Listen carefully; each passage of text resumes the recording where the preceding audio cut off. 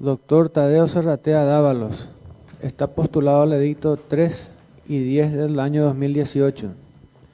Tiene 71 años de edad, nacido el 28 de octubre de 1946, egresado a la Universidad Nacional de Asunción, doctor en Ciencias Jurídicas por la Universidad Nacional de Asunción, con la tesis doctoral La oralización y agilización del proceso laboral en cumplimiento del artículo 256 de la Constitución Nacional, con la calificación aprobado muy bueno. Fue asesor de la Vicepresidencia de la República, senador nacional, convencional constituyente, juez de primera instancia. Ejerció la docencia en la Universidad Católica Nuestra Señora de la Asunción. Tiene varias publicaciones, disertaciones y exposiciones. Buen día, doctor Tadeo Serratea. Tiene 10 minutos para referirse sobre los ejes temáticos. El funcionario Ignacio Cardoso estaría indicándole con la carpeta amarilla y la carpeta colorada a medida que transcurre el tiempo. Adelante. Muchas gracias, señor presidente. Muy buen día a toda la concurrencia, señores miembros del Consejo de la Magistratura, señores miembros del Tribunal de Honor, señores magistrados y público presente, damas y caballeros. Tengan ustedes el mejor de los días. Es para mí un honor inmenso competir por tan elevado cargo.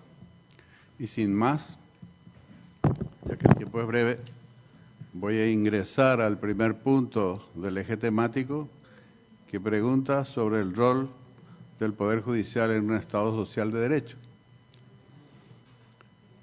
En un Estado social de derecho, el Poder Judicial tiene el deber de garantizar todos los derechos sociales establecidos en la Carta Magna del Estado.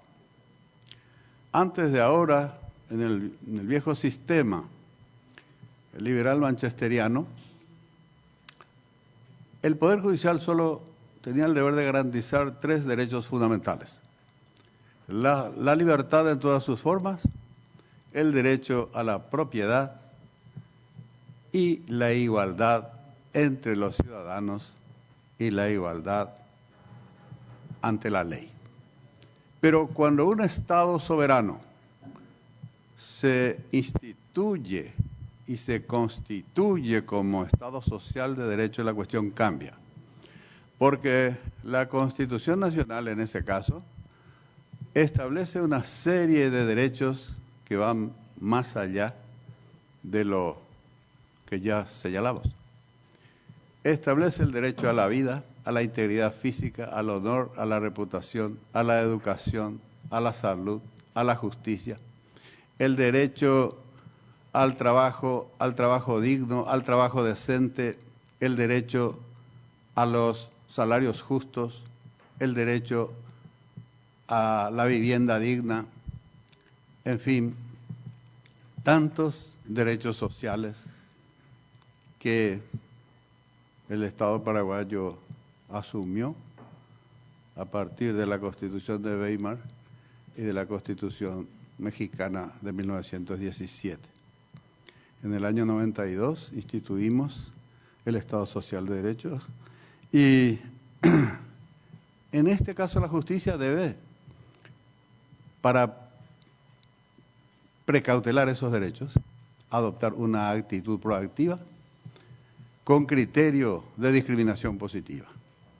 No solamente ya administrar fríamente justicia, sino propender a que los sectores vulnerables, a que los sectores desprotegidos, a los sectores marginados, tengan la posibilidad de participar del desarrollo nacional. Que en este caso la justicia debe buscar la igualdad entre los desiguales. Esa es la misión de la justicia en un Estado social de derecho. En cuanto al segundo punto, acerca de mi visión sobre la administración de la justicia actualmente, yo tengo la idea de que nuestra justicia es deficitaria, es una justicia lerda, morosa e impredecible, y esto se debe a una serie de factores, principalmente a la falta de independencia, a la causa de la subordinación a los poderes políticos, a la falta de coraje cívico de sus magistrados, a la excesiva permisividad de sus códigos procesales, a la pérdida del objetivo final de los operadores de justicia, que se limitan a una aplicación fría del derecho y pierden de vista la télesis del derecho, que es la justicia. No intentan realizar la justicia, sino aplicar los códigos procesales tal cual.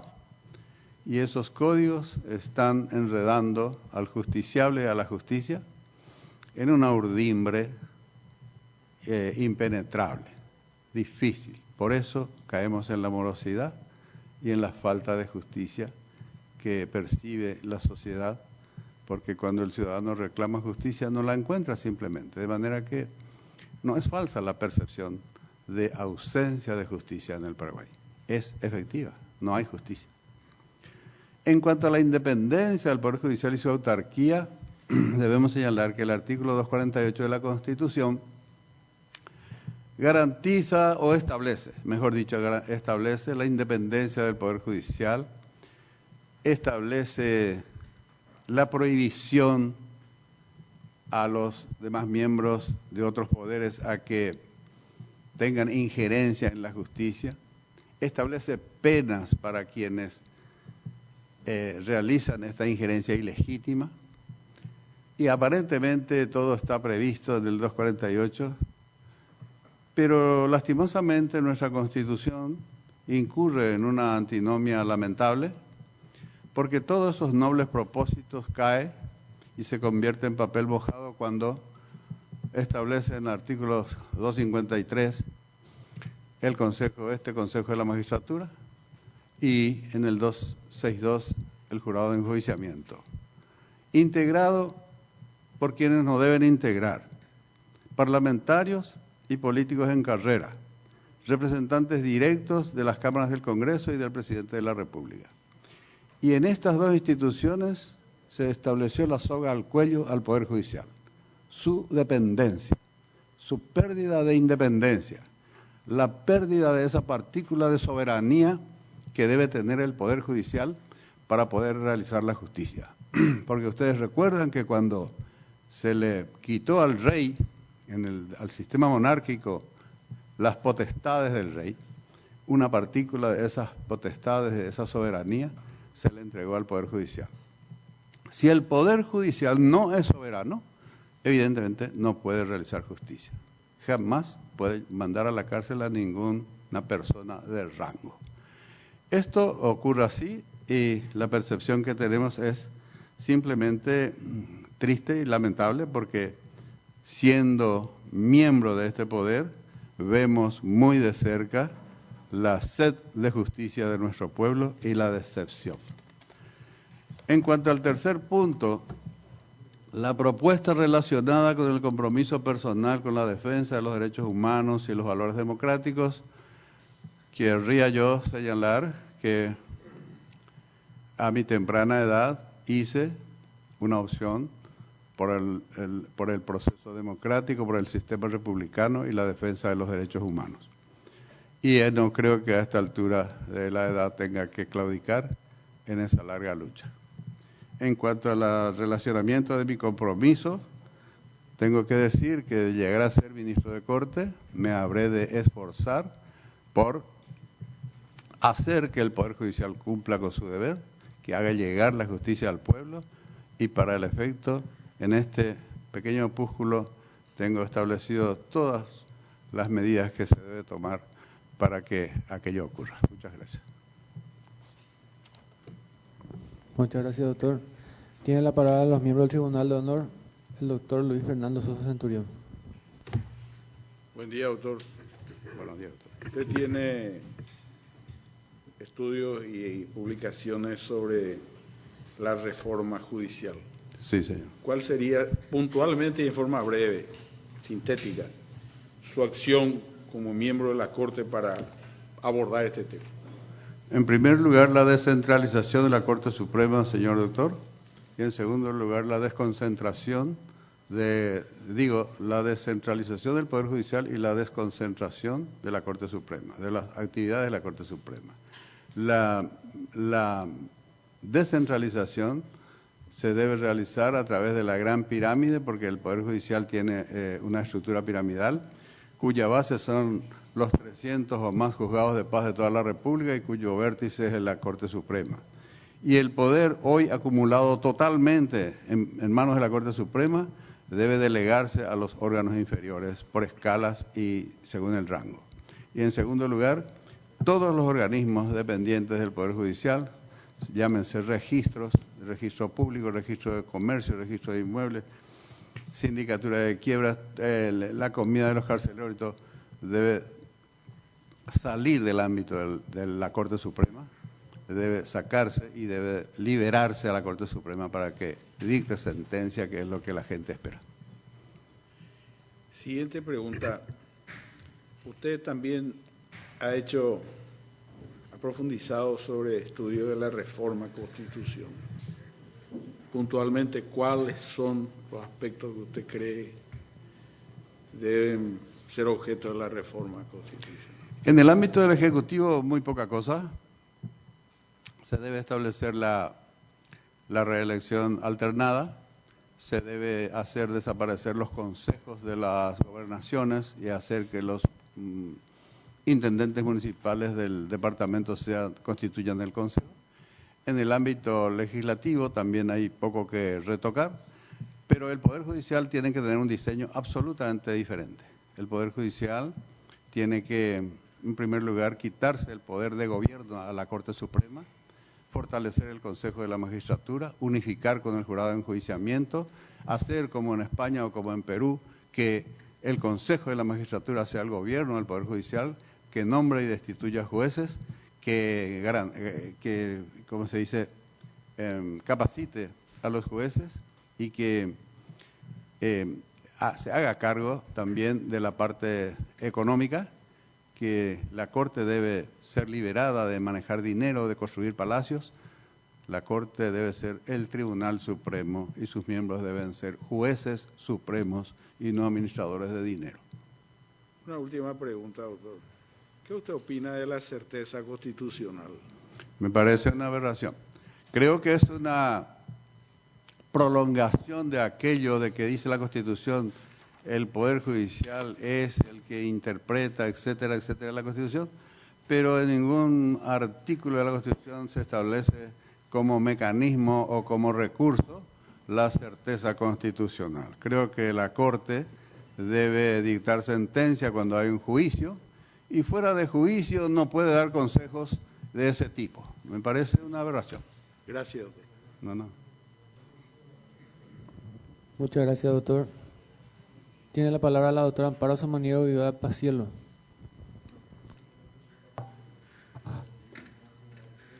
¿Cómo está, doctor? Buenas. Usted mencionó al Consejo y al Jurado. Sí. Disculpe, doctora, si puede acercarse al micrófono, por favor, para que el público pueda escuchar. ¿Sí?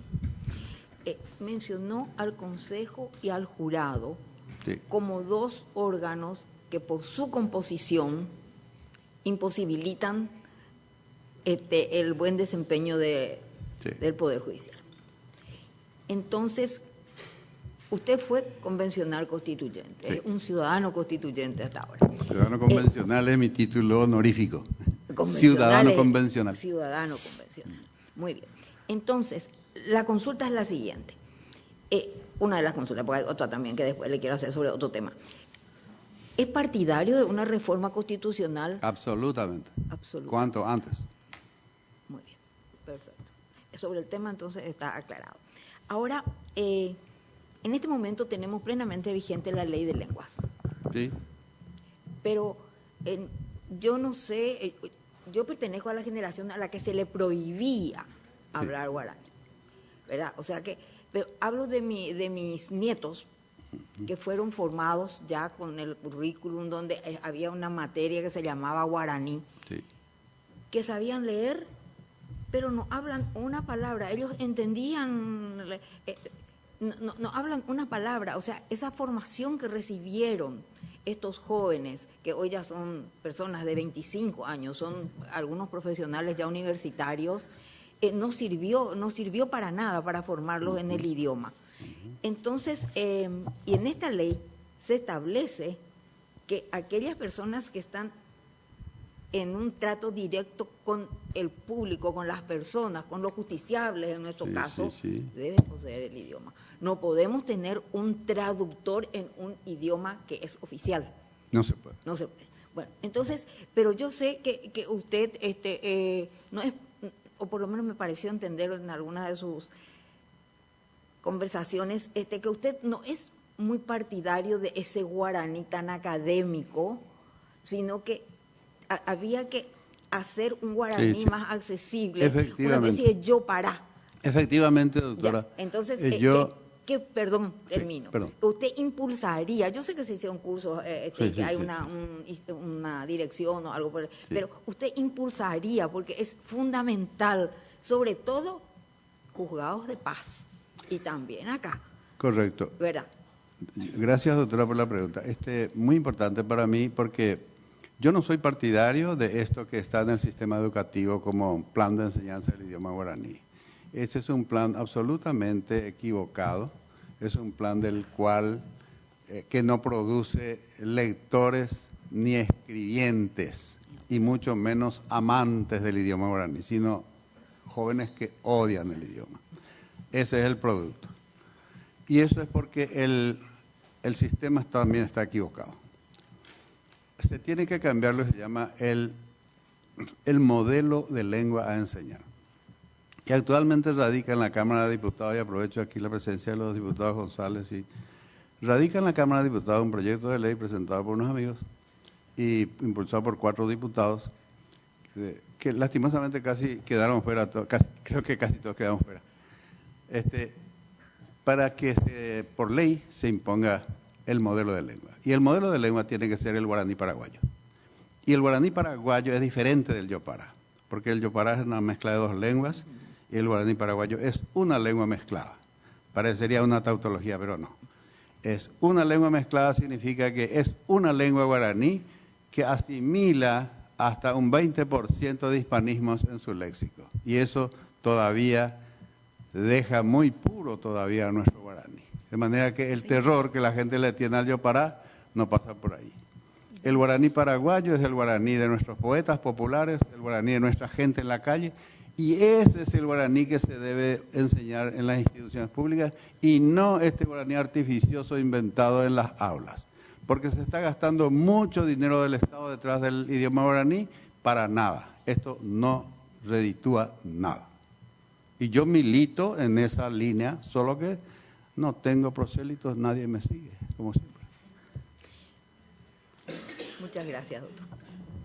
Muchas gracias, doctora. Tiene la palabra el doctor Raúl Zapena Brugada.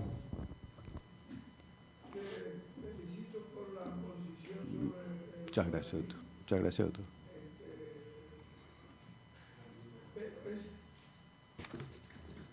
Es bastante difícil. Hay también un castellano paraguayo, Sí. ¿verdad? Que contiene palabras guaraníes. Después está el yopará, que es guaraní con palabras españolas. Sí. Y aparentemente hay un guaraní que supongo que será, por ejemplo, el guaraní que hablan los líderes de los campesinos, o eso es yopará. Eso es yopara. ¿Le parece yopará Sí, eso? señor. ¿Y cómo van a decir en guaraní autarquía, delegación y cosas así? Bueno, las palabras técnicas, doctor Zapena Brugada, tienen que naturalmente buscarse la forma o inventar los neologismos, pero solamente para las palabras técnicas. El problema es que aquí se abusa de los neologismos, ¿verdad? Y en cuanto al drama, porque el Paraguay es un país que tiene un tremendo drama idiomático con sus 2 lenguas, porque los paraguayos no hablamos bien ni castellano ni guaraní, porque no se ha separado y no asumimos lo que se llama el castellano paraguayo y el guaraní paraguayo. El castellano paraguayo, doctor Zapena, tiene dos niveles. El castellano paraguayo culto, el que habla usted, y el castellano paraguayo coloquial, el que habla la gente en la calle. Sí. Sí. de acuerdo. Él ha dado una muestra del castellano Coloquial. del El coloquial, paraguayo sí. coloquial. Sí, señor. Y ese es el yopará, porque el yopará es la lengua de aquel ciudadano que, sin haber estudiado castellano, se ve obligada a hablar. Sin haber aprendido ni estudiado, se ve obligada de repente por venir a la capital, etcétera, a hablar castellano. O del castellano hablante asunceno que va al campo y quiere ser diputado y de repente se ve obligado a hablar guaraní, no sabe hablar, entonces hace la mezcla. El yopará está en la frontera de las dos lenguas. Pero Muy bien, muchas gracias. Pero muchas no es gracias, del guaraní digamos. paraguayo. El guaraní paraguayo es de los buenos hablantes, sí. Doctora, Que tenemos con usted.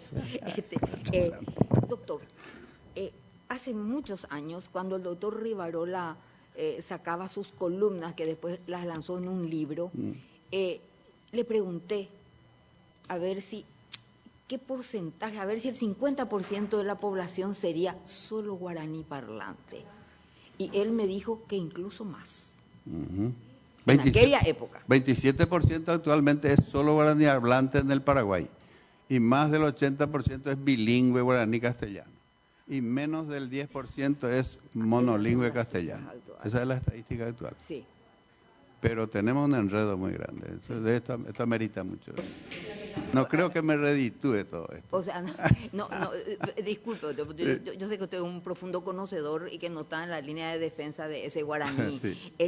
Entonces, tenemos un 70% de la población prácticamente en esa situación. La lengua más importante del Paraguay es el El guaraní, guaraní. pero tiene el estatus de lengua minoritaria. Es una lengua minorizada, es como la mujer. Es mayoría, pero se la tiene como minoría. No, ahí ya no estoy de acuerdo con Ya no usted. quiero decir. Perdóneme, Gracias. presidente. Adelante. Ya hablé, pero Adelante, doctor. es difícil tenerlo a mano al profesor. ¿No cree usted que tiene que haber una lengua puente, no solo para los paraguayos, sino para las etnias indígenas, Sí. que hay como 5 troncos lingüísticos diferentes Sí. en 13 distintas etnias? ¿Cuál sería esa lengua puente? No se puede, profesor. No se puede porque cada pueblo se aferra a su propia lengua. Ya el doctor Ramiro Domínguez, cuando estábamos creando la Academia de la Lengua Guaraní, quiso que esa misma academia se encargara de las lenguas de los Nivaclé, de los Anapaná, de los Guaná, de los Manjuí. No se puede. Cada pueblo tiene que tener su academia. Nadie va a renunciar a su lengua. Sí, señor. Gracias, gracias. Muy bien, doctor, muchas gracias. Doctor Tadeo Zaratea, tenemos consultas del auditorio. Sí, señor. ¿Cómo no? Usted, como licenciado y especialista en el idioma guaraní, ¿qué opinión le merece el uso del mismo en la administración de justicia? Creo que Bueno, ya se En la refirió. administración de justicia actualmente se viene usando como tradicionalmente se hace. El testigo monolingüe viene y pide y catú, a declararte, bueno, cómo no.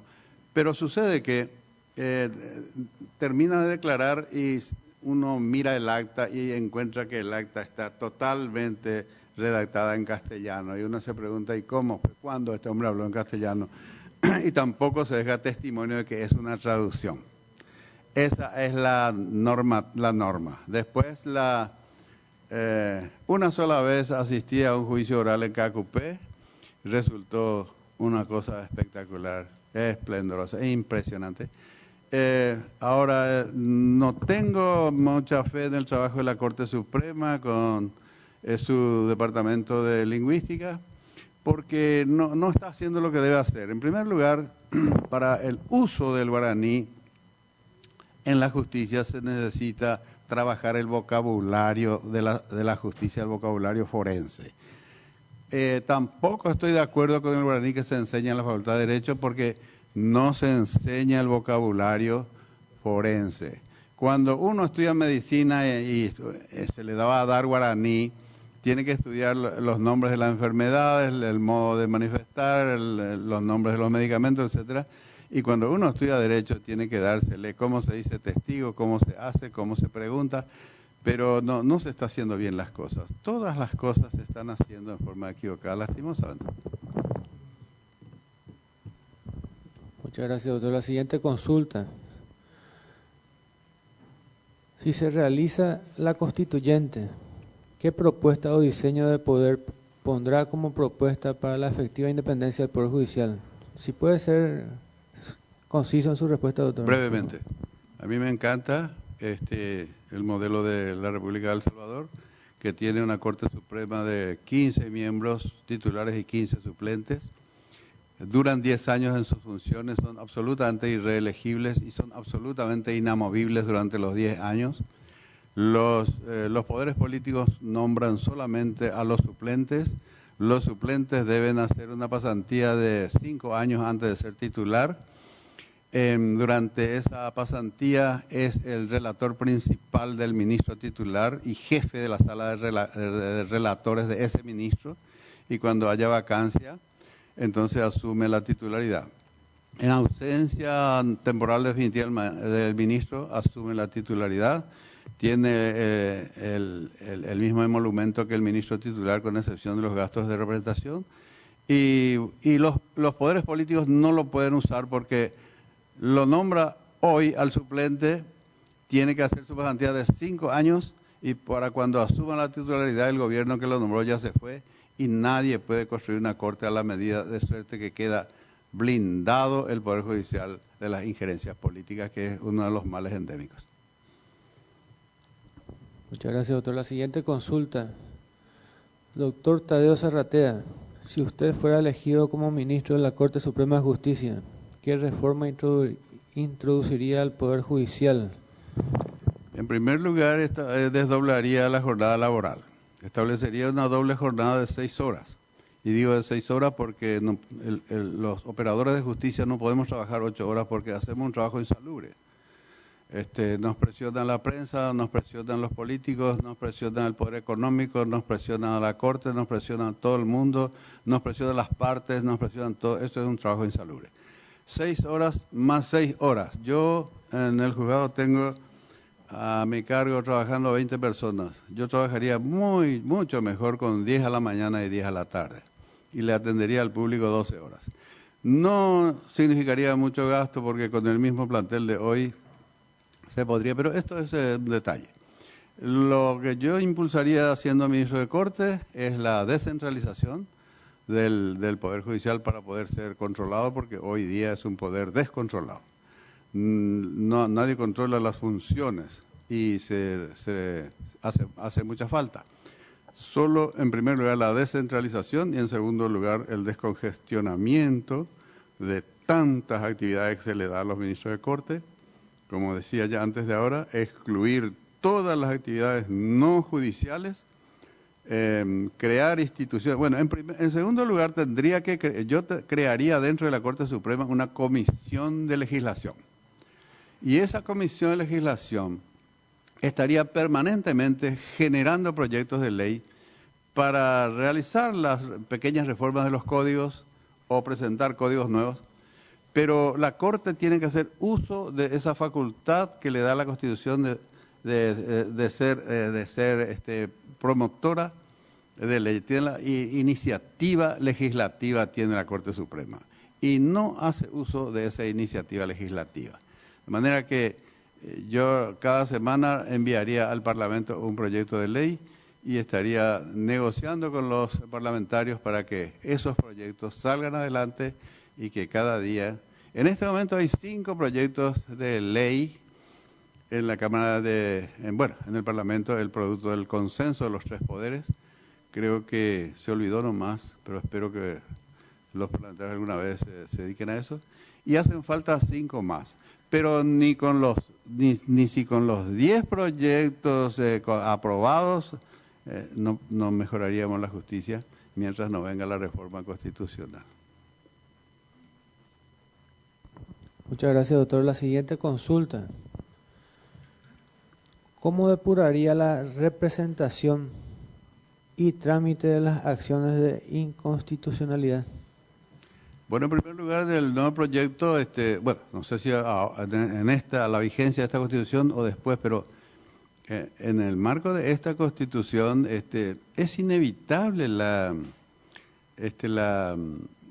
promoción de las acciones de inconstitucionalidad por una cuestión cultural. Los paraguayos no sabemos negociar nuestras diferencias.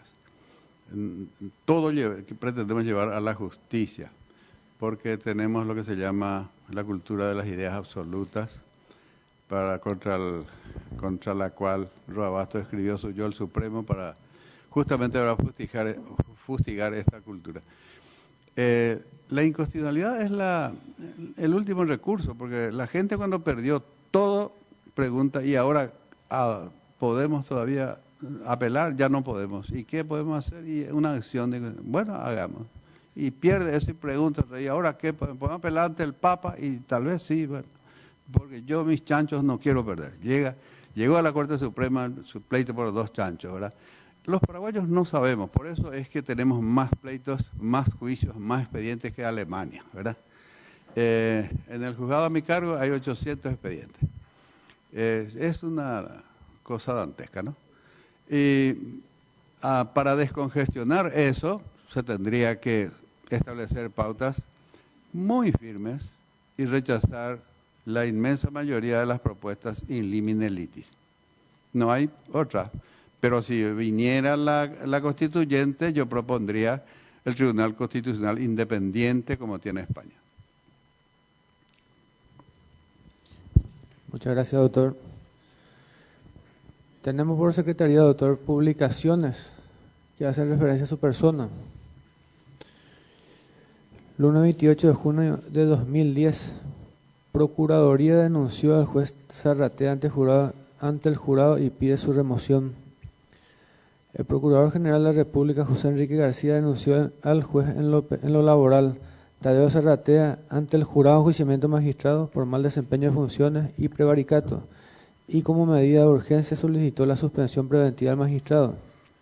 El Procurador García sostiene que Zarratea Dávalos cometió hechos anómalos, ilegales e inconstitucionales en el marco del juicio caratulado Víctor Hugo Peña Vareiro contra el Ministerio de Relaciones Exteriores del Estado paraguayo sobre ejecución de sentencia del Tribunal de Cuentas. La presentación de la Procuraduría sostiene que por AI número 272 del 2 de junio de 2010, el juez Tadeo Zarratea Dávalos, a pedido de la abogada Miriam Areco Amaral de Adorno, hace lugar al pedido de embargo ejecutivo sobre bienes suficientes del Ministerio de Relaciones Exteriores hasta cubrir la suma de $430,000. Sí, es cierto. Es cierto que se promovió esa denuncia y es cierto que vino como consecuencia de haber el juzgado a mi cargo ordenado el embargo de recursos dinerarios del Ministerio de Relaciones Exteriores. Y es cierto que causó mucha roncha porque antes de eso nosotros en el ámbito laboral al principio empezamos a aplicar la ley 1493 del año 2000, una maldita ley que viola el principio republicano y que no somos capaces de derogar hasta ahora. Bueno, aparte, yo embargué los bienes del ministerio y eso causó la denuncia del procurador. Pero ese embargo fue confirmado por la Cámara de Apelación y la denuncia fue rechazada in limine litis por el jurado. No obstante, tengo que señalar que ese embargo de bienes del Estado se tuvo que dejar de lado en el ámbito laboral porque los tribunales de apelación en lo laboral y una de las salas del Tribunal Civil establecieron que la ley 1493 que prohíben el embargo de los bienes del Estado no son aplicables en el ámbito laboral, porque modifica, no es una ley especial, modifica 3 artículos del Código Procesal Civil, y el Código Procesal Civil nosotros no aplicamos en el ámbito laboral. Para eso se sustrajo del ámbito civil la cuestión laboral. Y en segundo lugar, porque el crédito obrero es un crédito sumamente privilegiado. El crédito obrero tiene privilegios sobre las hipotecas bancarias inclusive. ¿Por qué? Porque el crédito obrero no proviene de las especulaciones financieras ni comerciales. El crédito obrero es producto del trabajo humano. Y el trabajo humano es una cuestión de derechos humanos. El crédito obrero tiene un origen muy noble y el trabajador no tiene más que su sueldo para sobrevivir y dar de comer a su familia. De manera que embargamos la vida del Estado, señor. Muchas gracias, doctor. La siguiente publicación: Itaipú va contra un juez en lo laboral. Una acusación de Itaipú derivó en la apertura de un enjuiciamiento del juez en lo laboral de la capital, Tadeo Serratea. Según el jurado, el magistrado Tadeo Serratea Dávalos, en su primera providencia dictada en el caso de reposición laboral y cobro de guaraníes, ha ordenado como medida cautelar la reposición inmediata en su puesto de trabajo del autor de la demanda, Derlis Antonio Domínguez, mención la que basó su resolución en la documentación adjuntada por el actor e invocando los artículos 320 y 321 del Código del Trabajo, supuesta violación de la estabilidad sindical sin que aparentemente se encuentren reunidos los requisitos legales exigidos. Según el jurado, esto revelaría la inobservancia de los artículos 693 del Código Procesal Civil, 317 y 318 del Código Procesal Laboral, respectivamente. Es la segunda vez que una binacional denuncia a Serratea por una cuestión similar. Es verdad, señor. Me denunció y enfrenté el juicio. Ese juicio duró 4 años y medio, durante el cual yo trabajé con mucha paz, con mucha estabilidad. Así se le tiene a los magistrados en el Paraguay. Procesado. Yo ando permanentemente procesado, señor, si es por eso. Curiosamente, quienes me procesan son siempre funcionarios del Estado, nunca un particular. Itaipú me procesó por reponer en su puesto a un dirigente sindical, diciendo que no era dirigente sindical. Pero sucede que viene y plantea una violación de los fueros sindicales. Y a mí la ley me da 48 horas para dar o no dar la medida cautelar. Y entonces yo le di la medida cautelar en virtud de los artículos 320 y 321 del Código, que dice que el juez tiene 48 horas para dar la medida cautelar a un dirigente sindical cuando denuncia violación. Lo que pasa es que el jurado tardó tanto porque quería que yo tuviera la certeza de que este hombre es dirigente sindical, cuando que para la medida cautelar en 48 horas uno no puede llegar a tener la certeza. Solamente la verosimilitud exige la ley. La verosimilitud es a la medida cautelar, lo que la certeza es a la sentencia definitiva. Y en ese momento yo tenía el humo de buen derecho, tenía la verosimilitud, el sindicato estaba reconocido, la comisión directiva estaba reconocida, el actor era un delegado, el contrato colectivo de condiciones de trabajo de Itaipú tiene reconocido que los delegados regionales son dirigentes con fuero, y en fin, finalmente, después de 4 años y medio, conseguí mi absolución, señor. Muchas gracias, doctor. Tiene la palabra los miembros del Consejo de la Magistratura. Doctor Carlos Raúl Cabrera. Ya, oye. Gracias, presidente. ¿Tiene diputado ese? Buenos días, doctor. Buenos días, señor. En su diagnóstico del Poder Judicial, usted se refirió que es un Poder Judicial malo. Usted integra dicho poder. En consecuencia, ¿cómo andamos por casa en cuanto a su juzgado, doctor? Y bien, señor, yo trato de ser diferente. Yo soy muy crítico al poder que integro y acostumbro también a hacer la crítica a mi propia gestión. Yo establecí, por ejemplo, el modo de medir cuánto dura un juicio laboral en mi juzgado. Y encontramos que dura 1 año y 2 meses, porque tomamos la fecha de la presentación de la demanda y la fecha de la sentencia. Y ahí sale que el proceso promedio, naturalmente, dura 1 año y medio, 1 año, 2 meses. Pero en este marco, el proceso lleva 1 año. Y el resto es ya nuestra morosidad.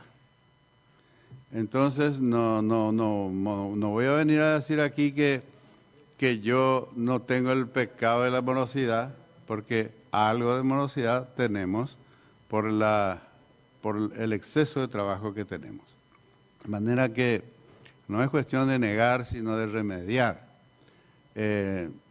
Estamos siempre calificados entre los primeros dentro de los juzgados laborales, pero no obstante, la creación de los juzgados laborales de la periferia no redujo la cantidad de juicios en Asunción, porque la gente hace cualquier artilugio para venir a Asunción, no tienen la confianza en los juzgados de la periferia. Y estamos, señor, llevando adelante en la medida de nuestras posibilidades. Tenemos muchas precariedades, no tenemos suficientes máquinas, no tenemos personal suficiente idóneo, no tenemos poder sobre los que trabajan con nosotros, somos unos directores de oficina que no tienen poder sobre el personal que trabaja con él, no controlamos la entrada y salida del personal, no controlamos las ausencias, no controlamos la conducta, no podemos formar equipos, no podemos promover a nadie, no podemos trasladar a nadie, trabajamos con el equipo que se nos impone, no tenemos absolutamente ningún poder más que dictar resoluciones. Todo el personal, todo esto del personal está a cargo de la Corte Suprema, tanto en el juzgado de nuestro cargo como en el juzgado de Llavevirú. De manera que el centralismo es brutal, ¿verdad? Y impide de alguna manera la eficacia de la justicia. No soy el mejor, señor. Gracias, doctor. Voy a leerle una consulta que llegó a través del correo del Consejo de la Magistratura. ¿Cómo se puede evitar la lentitud en el fuero laboral, ya que la morosidad destruye el carácter tuitivo del derecho laboral? Primera pregunta. Y la segunda pregunta, ¿qué opinión tiene de los jueces que no participan de las audiencias? En primer lugar, la primera era, perdón, quiero referirme a la primera. ¿Cómo se puede evitar la lentitud, la lentitud, sí, en el fuero laboral? Y tratando de mantener el proceso laboral, porque la gente generalmente civiliza el proceso laboral y al civilizar el proceso laboral ya se vuelve engorroso y largo, porque el derecho civil tiene tanta urdimbre, tanto enredo, tantos artilugios, tantas artimañas, tantas defensas, tantos recursos, que es kafkiano, dura siglos, ¿verdad? El proceso laboral se hizo precisamente para hacer un procedimiento sencillo, para que no haya tantos incidentes, para que no haya tantas dilaciones. Y cuando nosotros aplicamos, por ejemplo, notificaciones automáticas, una serie de plazos perentorios improrrogables, sin contemplación, realmente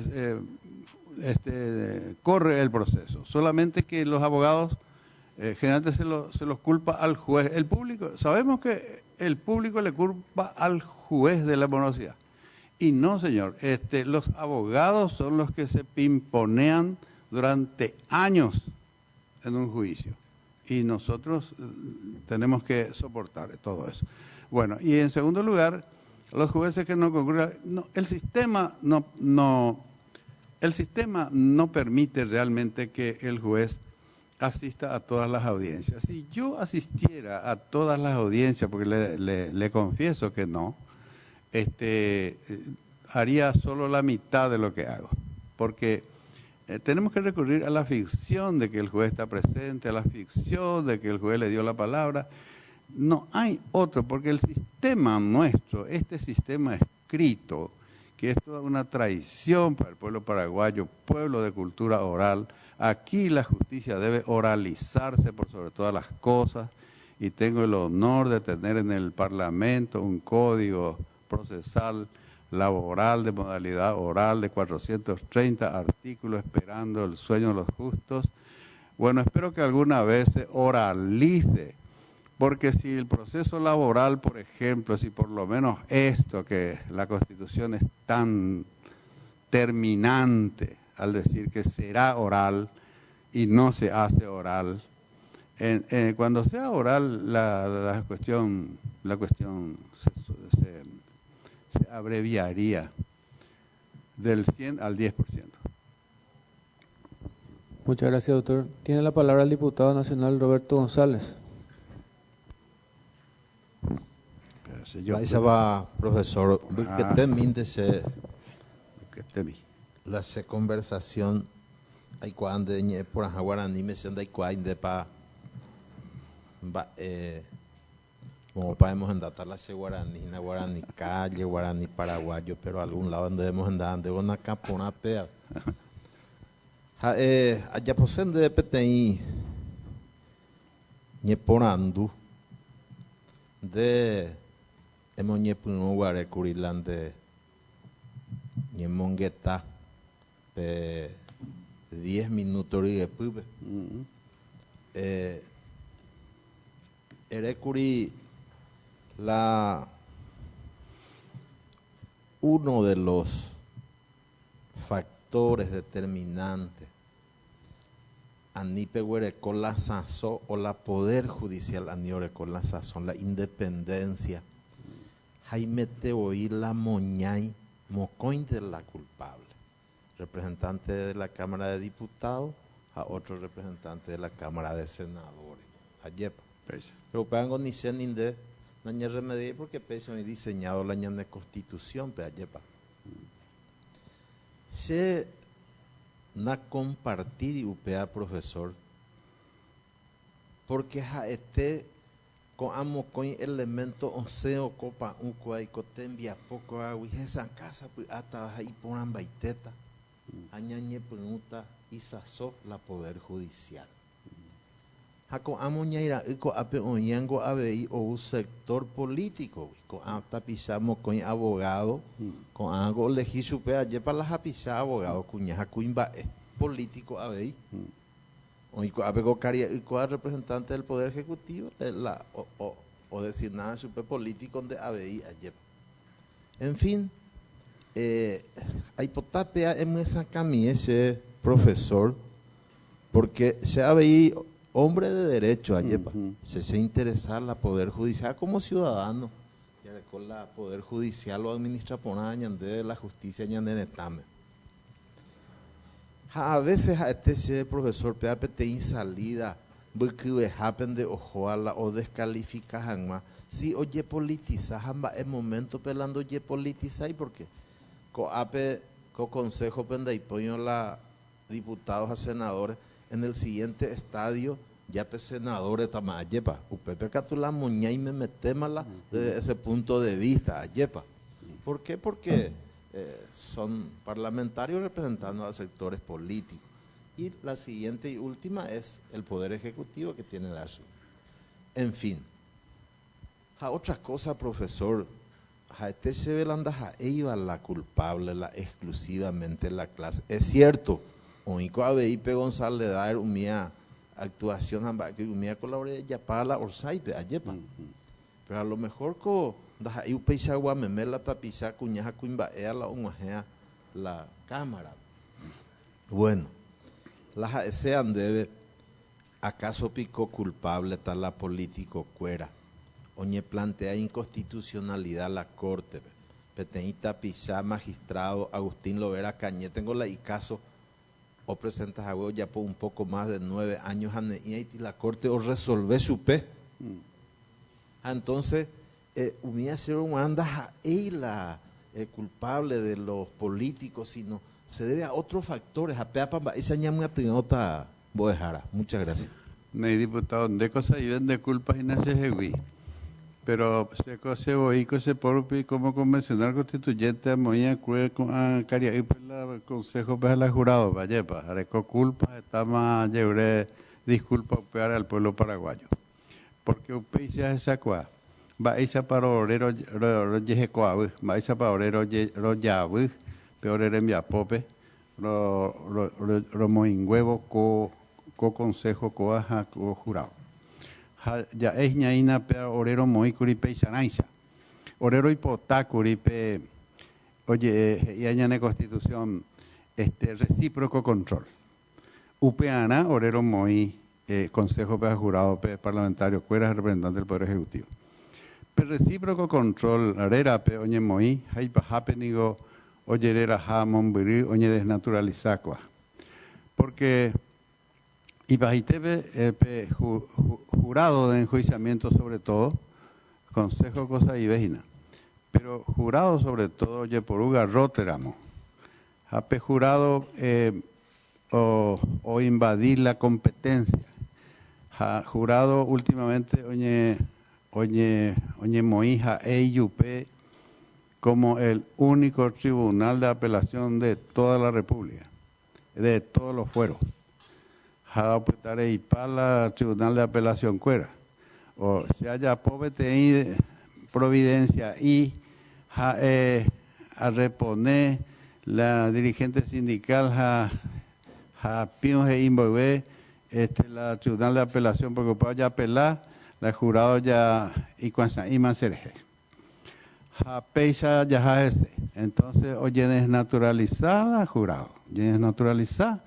Pero anda de ver más juez de jueces para la conducta de los jueces, sino para los actos jurisdiccionales de los jueces. Entonces, UPEPE o Ñembuay Paite. Jaupear ese co sistema republicano ñande ya hipotaba o hijo Paraguay, anda y catuya con Aitepe de Ñamoí, la sistema republicano. El varón de Montejo y Potagüeyza, porque anda yare coibetela Poder Judicial Independiente. Jaro ya, ni ore la orera en Viapope. Pea negociar la Mombeua. La sistema republicano exigí independencia absoluta de los tres poderes. Daikatuin debe diputado o UGE y presidente de la República, peisa que ella pone en Viapona, debe aceptamos. Ay. Ja, peisa ante o paite en boja pude poder pe. Con mezcla ya pues y cada vez hoy cola recíproco control coape orela ro llave hapea la llamate no ganar la convención constituyente pues jugabe catuajanguaisa con poder judicial o recuperar la soberanía hay catuajanguaisa y mera cara iguazú buruso mandaguazuape entero o mocainay orene catuiro ya pues anda ore pues acá y vender ese diputado la verdad copia ande con el la culpa a seca tu arco y vi allá, porque se la ya puede la Constitución. Entonces, Mateo otra cosa de cosas forzaba y bueno. Entonces, así es, en nombre de esta, se hizo para el recíproco control se desnaturalizó completamente. Muchas gracias, doctor. Con esto damos por finalizada su exposición. Muchísimas gracias. Gracias a todos.